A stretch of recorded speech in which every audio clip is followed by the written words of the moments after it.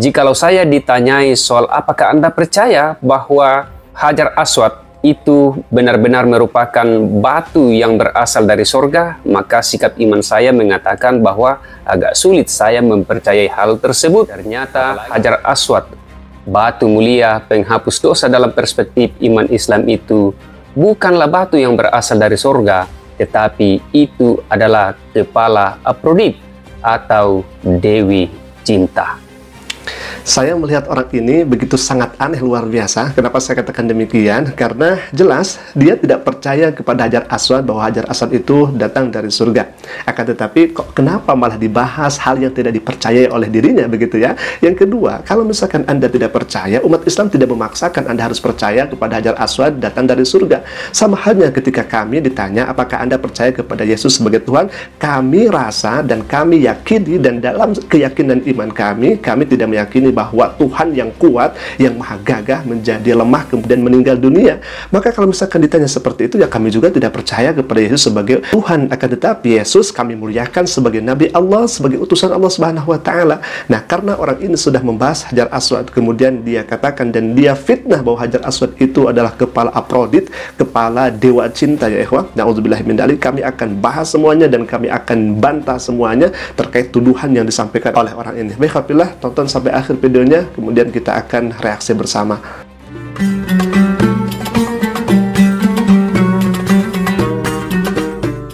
Assalamualaikum warahmatullahi wabarakatuh, sahabat Asik Ngaji. Pada kesempatan kali ini kami akan reaksi kembali seorang non-muslim yang menuduh kepada Islam, membuat syubhatan yang begitu sangat nyata terkait Hajar Aswad. Kemudian dia menyimpangkan ceramah salah satu ustadz di Indonesia. Kemudian orang ini memframing bahwa katanya batu itu mempunyai kuasa, batu itu mempunyai kemampuan untuk menghapus dosa dan sebagainya. Alhamdulillah, kita akan saksikan terlebih dahulu. Dan orang ini membawa John of Damascus, ya, satu buku yang dikarang oleh John of Damascus, dan dalam bahasa Arab buku tersebut disebut dengan Yohana fi Dimashq, ya ikhwah. Dan para ulama membantah apa yang kemudian dituduhkan oleh John of Damascus ini. Kita akan sampaikan juga bagaimana tentang John of Damascus ini, dan kita akan bantah semua tuduhan yang disampaikan oleh non-muslim ini. Orang ini seperti, mohon maaf saya katakan, seperti cari gara-gara, ya ikhwah. Baik, kita akan langsung saja lihat ke videonya, silakan. Jikalau saya ditanyai soal apakah Anda percaya bahwa Hajar Aswad itu benar-benar merupakan batu yang berasal dari surga, maka sikap iman saya mengatakan bahwa agak sulit saya mempercayai hal tersebut.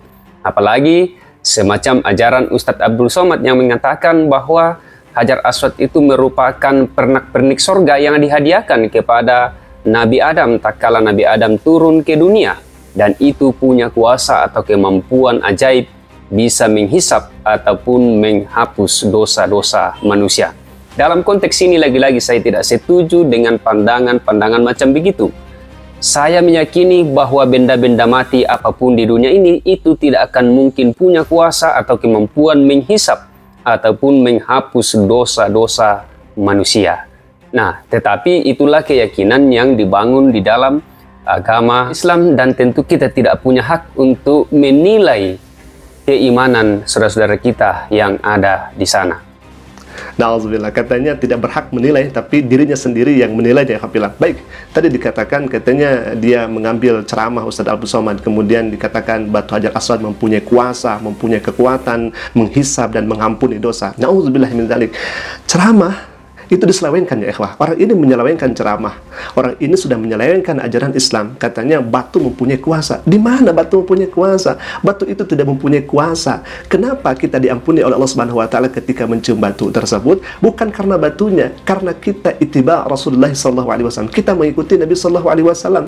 Apa yang dikatakan oleh Umar bin Khattab? Kata Umar bin Khattab, kamu itu hanya batu dan tidak lebih daripada batu. Kata Umar bin Khattab, kalaulah Rasulullah SAW tidak menciummu, wahai batu, kami tidak akan pernah menciummu. Kata Umar bin Khattab, artinya apa? Batu tidak memiliki kuasa dan batu tidak memiliki kemampuan, ya ikhwah. Akan tetapi Allah sendiri yang mengampuni dosa kita tatkala kita ittiba Rasulullah SAW, tatkala kita mengikuti Nabi SAW mencium batu tersebut. Bukan hanya mencium batu saja, ya ikhwah, kemudian kita diampuni dosa oleh Allah Subhanahu wa Ta'ala. Adalah kita misalkan puasa, diampuni dosa. Man shoma ramadanan imanan wa ihtisaban ghufira lahu ma taqaddama min dzambi. Barang siapa yang berpuasa iman dan ihtisab kepada Allah Subhanahu wa Ta'ala, maka dosanya akan akan diampuni oleh Allah Subhanahu wa taala. Bahkan bukan hanya itu saja. Tatkala misalkan kita melaksanakan salat qiyamul lail di bulan puasa Ramadan, man qama ramadanan imanan wa ihtisaban ghufira lahu ma taqaddama min dzambi, kita akan diampuni dosa-dosa oleh Allah Subhanahu wa taala. Bahkan bukan hanya itu saja, setiap kebaikan, innal hasanat yudhibna sayyi'at, setiap kebaikan, setiap amal kebaikan, maka Allah akan mengampuni dosa-dosa. Kenapa Allah mengampuni dosa kita? Karena kita ittiba Rasulullah sallallahu alaihi wasallam. Mana ayatnya? Mana firman-Nya? Allah Subhanahu wa taala berfirman dalam Al-Qur'an, "Qul in kuntum tuhibbunallaha fattabi'uni yuhibbukumullah wa yaghfir lakum dzunubakum." Jika engkau cinta kepada Allah, jika engkau menyayangi Allah, maka ikutilah apa yang kemudian dilaksanakan oleh Nabi, apa yang kemudian dicontohkan oleh Nabi.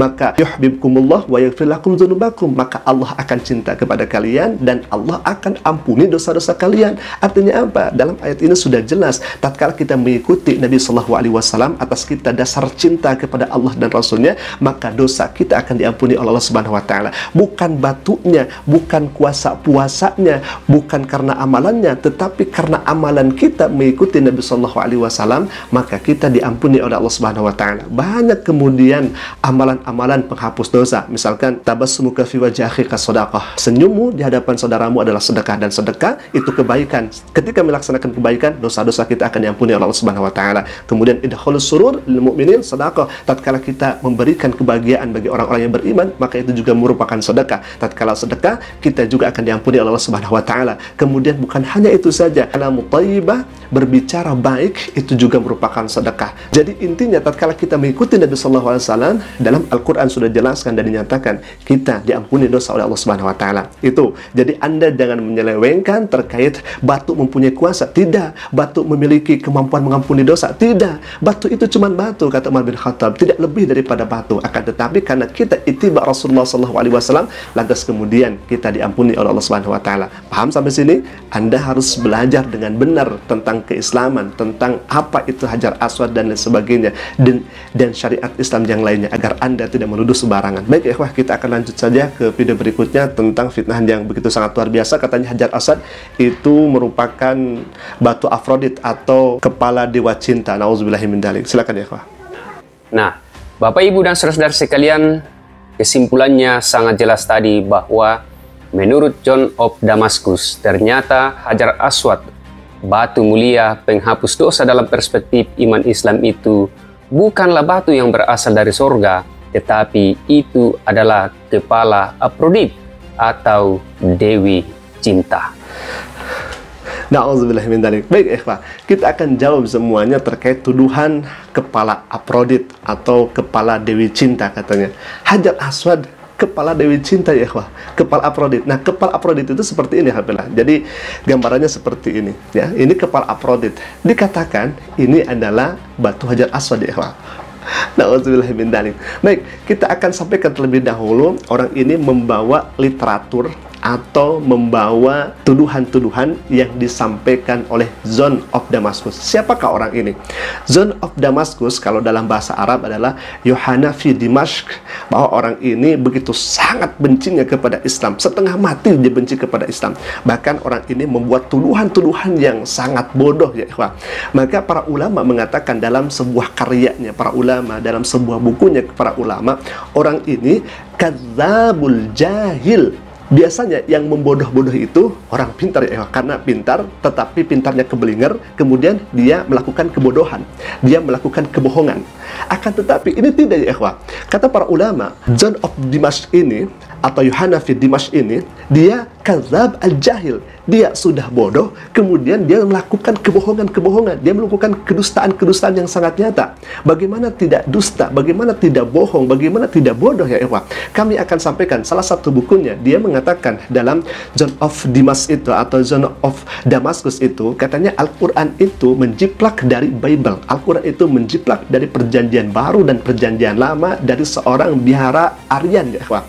Nah, para ulama mengatakan pertama, di mana Nabi Shallallahu Alaihi Wasallam bertemu biara Aryan, kemudian kapan Nabi Shallallahu Alaihi Wasallam itu belajar dengan biara Aryan. Sampai sekarang John of Dimashq ini tidak menjawab apa yang kemudian diklaimnya itu bahwa Nabi Shallallahu Alaihi Wasallam bersama biarawan Aryan itu. Tidak ada jawabannya ya. Kemudian para ulama juga mengatakan Kalau misalkan Al-Quran menjiplak dari Bible itu sendiri, di dalam Al-Quran itu berbeda dengan Bible.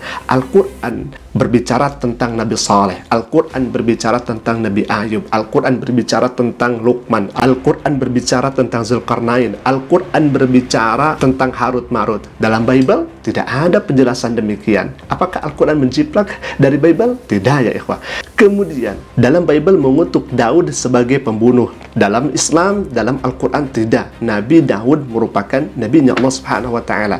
Dalam Bible, Nabi Lut melakukan dosa seks dengan putri-putrinya. Dalam Al-Quran tidak. Nabi Lut merupakan hamba yang soleh, nabi yang soleh. Nabi Yakub bertengkar dengan Tuhan dalam Bible. Di dalam Al-Quran, Nabi Yakub tidak bertengkar dengan Tuhan. Bible mengatakan Tuhan istirahat saat menciptakan alam semesta. Dalam Al-Quran Tuhan tidak istirahat. Bahkan ada 101 bukti bahwa Al-Quran tidak menjiplak Bible. Jangankan 101, satu saja bukti sudah cukup bahwa Al-Quran tidak menjiplak Bible. Ini 101 ya ikhwah. Ada judulnya yang sangat luar biasa, karya para ulama Islam yang membantah semua tuduhan John of Damascus ini. Jadi semua tuduhan John of Damascus termasuk Hajar Aswad itu dari kepala Afrodit itu sangat ngawur luar biasa. Adalah kalau misalkan kepala Afrodit kan seperti ini disangkanya Hajar Aswad itu adalah bongkahan batu yang besar seperti ini. Padahal Hajar Aswad tidak seperti itu. Hajar Aswad cuma butiran-butiran yang ada di lapisan batu besar itu.